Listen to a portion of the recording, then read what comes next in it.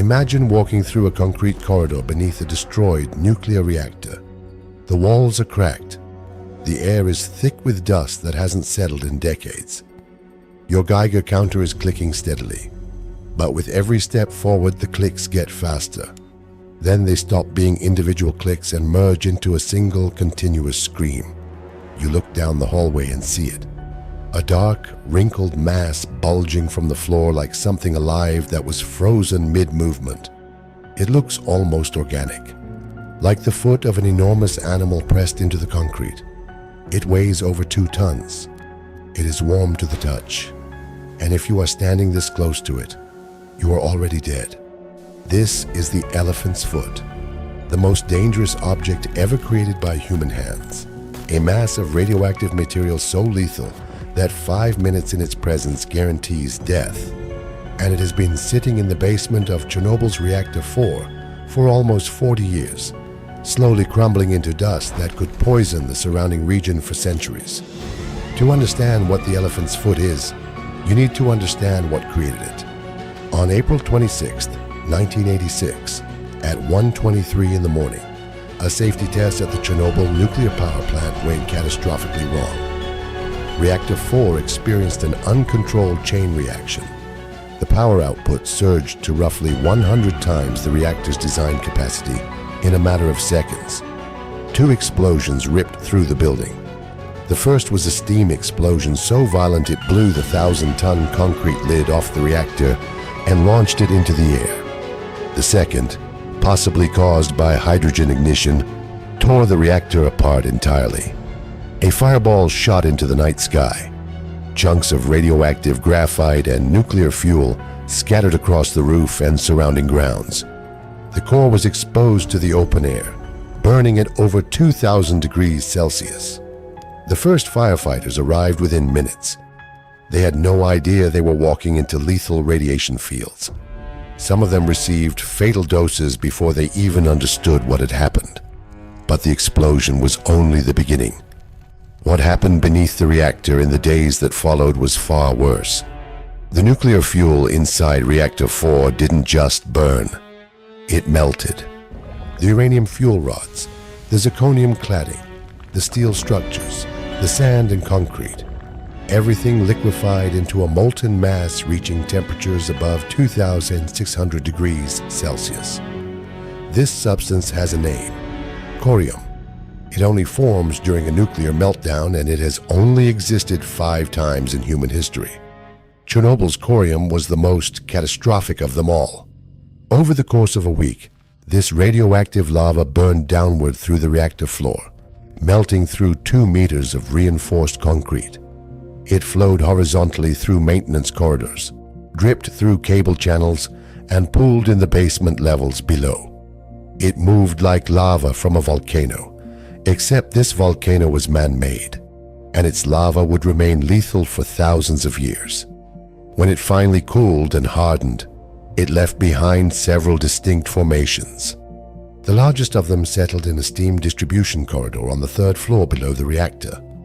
It was roughly 2 meters wide, weighed approximately 2 tons, and had a dark, wrinkled surface that resembled tree bark fused with glass. The workers who found it called it the elephant's foot. It was discovered in December 1986, 8 months after the explosion. 2 dosimetrists, Mikhail Kosyakov and Vladimir Kabanov, were exploring the corridors beneath the reactor, searching for access routes. As they descended a staircase toward the source of intense radiation, their dosimeter, which could measure up to 3,000 roentgens per hour, went off the scale and broke. They left the device on the stairs and ran. They had just found the most radioactive object in the building without ever seeing it. Within a month, a professional photographer named Valentin Obodzinski was sent in to take the first photograph. The images he captured showed a formation that looked alien, almost biological, sitting in the middle of a concrete corridor, as if it had always been there. At the time of discovery, the elephant's foot was emitting approximately 10,000 roentgens per hour. To put that in perspective, a lethal dose of radiation for a human being is around 500 Roentgens received over 5 hours. Standing next to this object, you would absorb a fatal dose in under 3 minutes. An hour of exposure was equivalent to roughly 4.5 million chest X-rays. But here is what makes the elephant's foot truly terrifying. It is not just sitting there, it is decaying.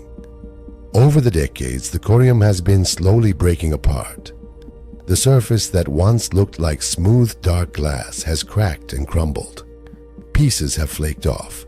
Some sections have turned to dust. And that dust is the real danger. The elephant's foot is roughly 10% uranium by mass. Uranium is an alpha emitter. Alpha radiation cannot penetrate your skin. But if you inhale radioactive dust particles, alpha radiation becomes the most destructive form of radiation to human tissue. It shreds cells from the inside. A mass you cannot touch is dangerous. A dust you cannot see is catastrophic. The elephant's foot is slowly transforming from a solid monument into an airborne threat. And there is another concern. In 2021, sensors inside the sealed structure detected rising neutron emissions from room 305-2, the chamber directly beneath where the reactor core once stood. Neutron emissions are a signature of nuclear fission. The corium, it appeared, was not entirely dormant. Scientists could not access the room directly. The radiation levels were far too high. The possibility, however remote, that the decaying fuel could reach conditions favorable for a renewed chain reaction has kept researchers on alert ever since. Nobody believes a second explosion is likely. But the fact that the question even needs to be asked tells you everything about what we are dealing with. Let's pause here, because I want you to grasp the full weight of this situation. Beneath a crumbling concrete sarcophagus, in a corridor that no human can safely enter, there is a 2-ton mass of radioactive material that has been slowly disintegrating for nearly 4 decades. It cannot be moved. It cannot be contained in the traditional sense. It cannot be safely destroyed. It just sits there, decaying on its own timeline, indifferent to every human plan laid around it. In 1996, 10 years after the disaster, a radiation specialist named Artur Koneyev visited the elephant's foot. He had been tasked with locating and cataloging the fuel formations inside the building. Koneyev entered the corridor with an automatic camera and a flashlight, and he did something almost unthinkable. He stood next to the elephant's foot and took a photograph. The image is grainy and distorted, not because of poor equipment, but because the radiation was interfering with the film. Koneyev is one of the few people to have seen the elephant's foot with his own eyes and survived. He later developed cataracts and other radiation-related illnesses. As of the most recent reports, he is believed to still be alive.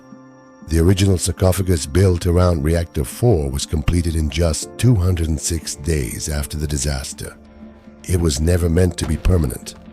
By the early 2000s, it was deteriorating. Cracks had formed. Rainwater was seeping in, reacting with the corium and creating new chemical compounds that no one fully understood. In 2016, a massive steel arch called the new safe confinement was slid into place over the entire structure. It stands 108 meters tall, spans 257 meters, and weighs 36,000 tons. It is the largest movable land-based structure ever built. Its purpose is simple: keep the contents sealed for at least 100 years while engineers develop a plan to eventually dismantle what remains of Reactor 4 and safely remove the corium. That cleanup is currently scheduled for completion by 2065. Whether that timeline holds is anyone's guess. Today, radiation mapping robots and drones are deployed inside the structure to monitor conditions without risking human life. The corridors where dosimetrists once walked with handheld instruments are now navigated by machines. The elephant's foot itself is monitored remotely, its slow deterioration tracked through sensors embedded in the surrounding walls. No one goes down there anymore. Here is the sobering truth. The elephant's foot will outlast every person reading this. Cesium-137, one of its primary radioactive components, has a half-life of roughly 30 years. That means it will take about 300 years for its radiation to drop to relatively safe levels. Plutonium-239, also present in the corium, has a half-life of 24,000 years. The elephant's foot will still be radioactive when the pyramids are twice as old as they are now.